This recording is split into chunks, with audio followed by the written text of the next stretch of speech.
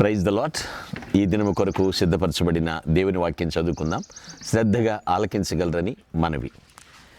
Mark సువార్త 9వ అధ్యాయము 29వ వచనం చదువుదాం. అందుకాయన ప్రార్థన వలననే గాని మరి దేని వలనైనను ఈ విధమైనది వదిలిపోవుట అసాధ్యమని వారితో చెప్పాను. ప్రభునందు ప్రియులారా, ముందుగా మీకు హృదయపూర్వక వందనములు తెలియజేస్తున్నాను. దేవుడు మనిషికి కొన్ని పాఠాలు నేర్పించడానికి ఇష్టపడుతున్నప్పుడు చాలా విచిత్రంగా ఉంటుందండి మనిషి జీవితం మాత్రం. సందర్భం ఏంటంటే, ప్రభువారు అప్పుడు రూపాంతర కొండ మీద ప్రార్థనలో ఉన్నారు. కొండపైన కొండ దిగు భాగంలో ఒక తండ్రి పాపం తన ఒగ్గన కొడుకుని తీసుకొస్తాడు. ఆ కొడుకున్నటువంటి ప్రాబ్లం ఏంటంటే, మోగదయ్యం పట్టి ఎక్కడ పడితే అక్కడ పడిపోతున్నాడు. ప్రభువు దిగొచ్చేలోపు శిష్యులకు చెప్తాడు సిచ్యువేషన్. చెప్పినప్పుడు శిష్యులు ఆ మోగదయ్యాన్ని వెళ్ళగొట్టలేకపోతారు. ఆ సందర్భంలో యేసు ప్రభు శిష్యుల్ని గద్దించినట్లుగా మనం చూస్తుంటాం. వాళ్ళకి అర్థం కాలేదు. ప్రభువు ప్రార్థన చేయగానే ఆ మోగదయ్యం వెళ్ళిపోతుంది అతనిలో నుంచి. అంటే కొన్ని పాఠాలు ఆయన నేర్పించినప్పుడు చక్కగా నేర్చుకోవాలండి. కొంతమంది ఒప్పుకొని నేర్పించుకోవడానికి, నాకు తెలుసు, అబ్బాయి ఇది నాకు తెలుసు, ఇది నాకేం తెలియదు, నేను చిన్నప్పటి నుంచి చూసి. ఏం చూసావు నువ్వు చిన్నప్పటి నుంచి? కొన్ని నేర్పిస్తున్నప్పుడు దేవుడు మనం నేర్చుకోవాలంతే ఖచ్చితంగా. ఒక సందర్భాన్ని మీకు చెప్తాను. శిష్యులు సముద్రంలో ప్రయాణం చేస్తూ ఉంటారు, దోణిలో వెళుతూ ఉంటారు. యేసు ప్రభు వారు కూడా ఆ దోణిలో ఉంటారు. కానీ దోణి అమరమున కింద భాగమును తలవాల్చి ఆయన నిద్రపోతుంటాడు. ఇంతలో పెద్ద తుఫాను వచ్చేస్తుంది. దోణి చిన్నది, తుఫాన్ ఏమో పెద్దది.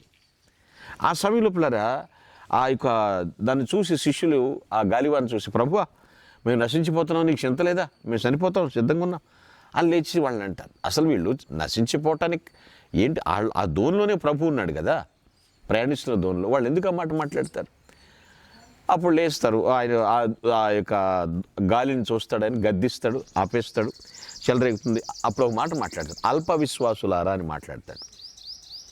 విశ్వాసం లేదని కాదు వాళ్ళల్లో, అల్పం, స్వల్పం. అల్ప విశ్వాసులారా అని వారిని గద్దించిన తర్వాత తుఫాను అణిపేస్తాడు, అణిగిపోయింది. పిల్లలు, మన జీవితంలో కష్టాలు రావా? తుఫానులాగా రావంటారు ఒక్కొక్కసారి. మీరు నీతిమంతులుగానే ఉన్నారు, నేను కాదనట్లేదు, కానీ కష్టాలు అనేవి వస్తూ ఉంటాయి. పిల్లలు, ఈ జీవన దోణిలో అలలాగా ఎగసిపడుతుంటాయి కష్టాలు. అలా అలల చేత కొట్టబడుతున్నప్పుడు ఏం చేయాలో ప్రభు నేర్పిస్తాడు, మనం నేర్చుకోవాలంతే. మన జీవితంలో ప్రార్థన చేస్తున్నప్పటికీ కూడా కష్టాలు వస్తూ ఉంటాయి. అదేంటి సార్, ప్రార్థన చేస్తే రాకూడదు కదా అంటారేమో. ప్రార్థన చేసినప్పుడు కూడా కష్టాలు ఎలా వస్తుంది తెలుసా? తుఫాన్లాగా వస్తుంటాయి. ఎందుకంటే మనం విశ్వాసంలో బలపడాలని. ఏదో స్వల్పంగా అల్పంగా ఉండటం కాదు పిల్లలు, మన విశ్వాసంలో బలపడాలని. ఇక్కడ ప్రభువారు శిష్యులకు విశ్వాసం గురించి బాగా నేర్పిస్తున్నాడు. అవును, విశ్వాసం ద్వారానే కదా విజయం. ఇప్పుడు ఈ యొక్క మోగదయ్యం దగ్గర కూడా విషయంలో చూస్తే వాళ్ళకి చెప్తున్నాడు పిల్లలు. వారు ఒకటే మాట చెప్పాడు, ప్రార్థన వలనే కానీ మరి దేని వలన నేను కూడా ఈ విధంగా వదిలిపోవడం సాధ్యమని చెప్పాడు. ఇక్కడ యేసు ప్రభు వారు శిష్యులకు ప్రార్థన గురించి నేర్పించాడు. అక్కడ ఏదో చెప్పటం వేరు, ప్రాక్టికల్గా నేర్పించాడు. ప్రార్థన, విశ్వాసం అనేవి ఈ రెండు కూడా పిల్లలు మన ఆధ్యాత్మిక ఎదుగుదలకి ఎంత అవసరం. కొందరు విశ్వాసం ఉంచుతారండి, ప్రార్థన చేయరు.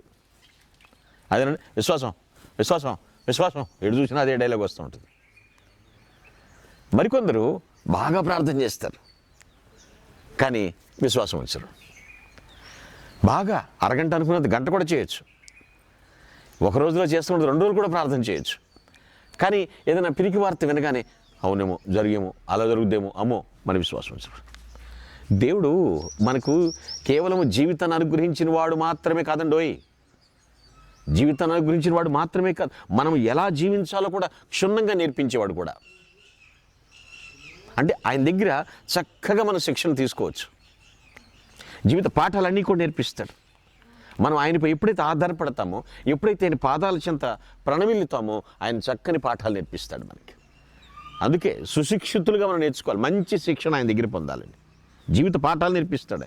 లోకంపై ఆధారపడినప్పుడు మనం ఓడిపోతామండి, ఇది నిజం, తథ్యం. ఎప్పుడైతే మనం ప్రభుపై ఆధారపడి ఆయన పాదాల చెంత ఉంటే, నేర్చుకుంటే చక్కగా నేర్పిస్తాడు, జీవితాన్ని నేర్పిస్తాడండి. ఈ జీవితాన్ని నేర్చుకుంటున్న గొప్ప విశ్వవిద్యాలయం ఏదైనా ఉందంటే ప్రభుని యేసు పాద సన్నిధి. గొప్ప విశ్వవిద్యాలయం అనమాట ఆయన పాద సన్నిధి. పిల్లలు, అక్కడ నేర్పిస్తాడు చక్కగా. పిల్లలు, శిష్యుడు అంటే పిల్లరా గురువు పాదాల చెంత కూర్చుని నేర్చుకునేవాడు శిష్యుడు అవుతాడు తప్ప, గురువు చూడగానే ఆయన మొదలెట్టగా అది నాకు తెలుసు అనేవాడు శిష్యుడు కాదండి. అర్థమవుతుందా? నేర్చుకోవాలి, ఆయన పాదాల చెంత నేర్చుకోవాలి. మహా గొప్ప విశ్వవిద్యాలయం ఏమిటంటే ప్రభు పాదాల చెంత నేర్చుకుంటాం.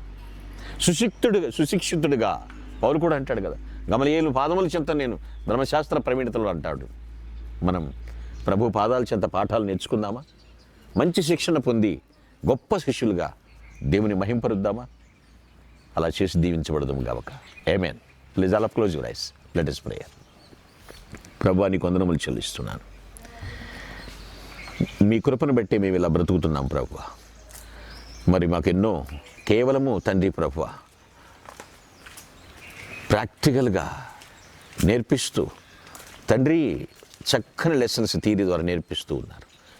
మీ పాదముల చెంత మేము ప్రణమిలుతూ ఉండగా మీరే మీ కృప చొప్పున కరుణించమని ప్రభువైనటువంటి క్రీస్తు నామమున ప్రార్థించి దీవిస్తున్నాం తండ్రి. ఆమేన్. Glory to God. Thank you and all. May God bless.